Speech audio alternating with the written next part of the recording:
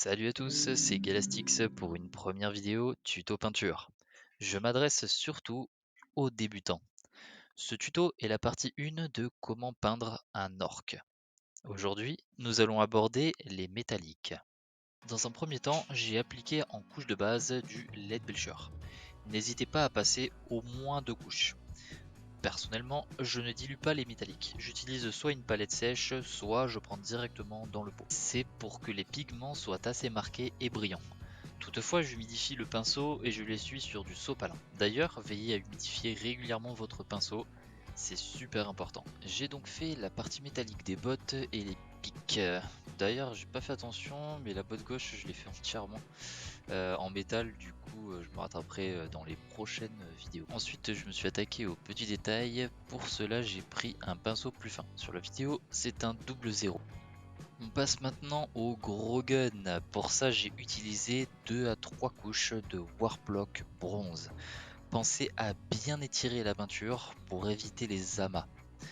N'hésitez pas à tourner la poignée dans tous les sens pour plus de confort et atteindre toutes les parties qui sont difficiles d'accès. Vous pouvez aussi sur certaines pièces peindre quelques parties séparément et les coller par la suite.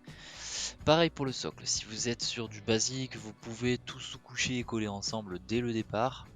Si vous souhaitez le travailler un peu plus comme sur cet exemple en photo, j'ai d'abord travaillé ce socle, puis je collerai la figurine plus tard. Et non, je n'ai pas encore fini la figurine qui ira sur ce socle.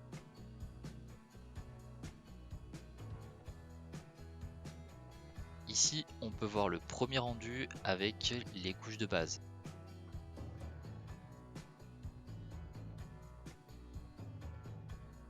C'est parti pour le casque et les plaques métalliques des épaules avec du LED Belcher.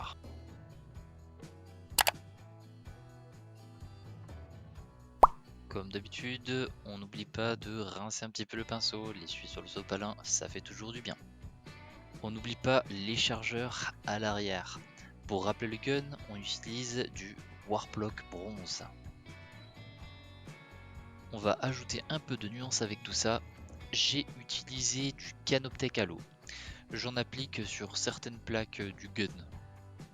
Petit truc qui est pas mal aussi, c'est de tourner un peu la figurine dans tous les sens et d'observer les zones qu'on a déjà appliquées, celles qu'on n'a pas appliquées, parce que des fois on peut oublier des passages, voir si les choses sont harmonieuses et s'il y a assez de peinture partout, que c'est assez uniforme. Allez, on observe le deuxième rendu avec le casque et les petites nuances de métal. Maintenant, je mets un peu de Runelord Brass par endroit pour commencer un dégradé de rouille. J'en pose sur les zones où j'ai précédemment mis du Canoptech Halo, mais sur des zones plus restreintes.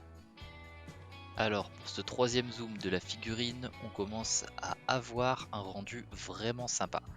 Bon, sur la vidéo ça se perçoit pas super bien, mais si vous en êtes à ce stade du tutoriel, vous aussi vous devez déjà avoir un résultat qui a du style. Touche finale du dégradé, un peu de Balthazar Gold, mais vraiment de toutes petites zones. J'ai oublié de vous dire précédemment que les effets de rouille dégradés ont été faits sur le casque, le gun, les épaulettes et les chargeurs. Enfin, toutes les parties métalliques quoi. On arrive à la fin de ce tuto, partie 1 et le rendu que vous devriez obtenir. Mais attention, les métaux ne sont pas finis car dans la prochaine vidéo tuto, on abordera les dégradés avec du shade et l'oxydation de tout ce qu'on vient de voir. Il y aura quelques petites choses en plus pour faire ressortir les détails. Merci d'avoir regardé ce premier tuto, on se retrouve lundi 20 février à 19h pour mon premier stream Twitch sur Hogwarts Legacy. S'il vous plaît, si la vidéo vous a plu, abonnez-vous, partagez, likez, ça fait un grand soutien pour la chaîne. Et à bientôt pour de prochaines vidéos peinture, jeux vidéo et société ou sport.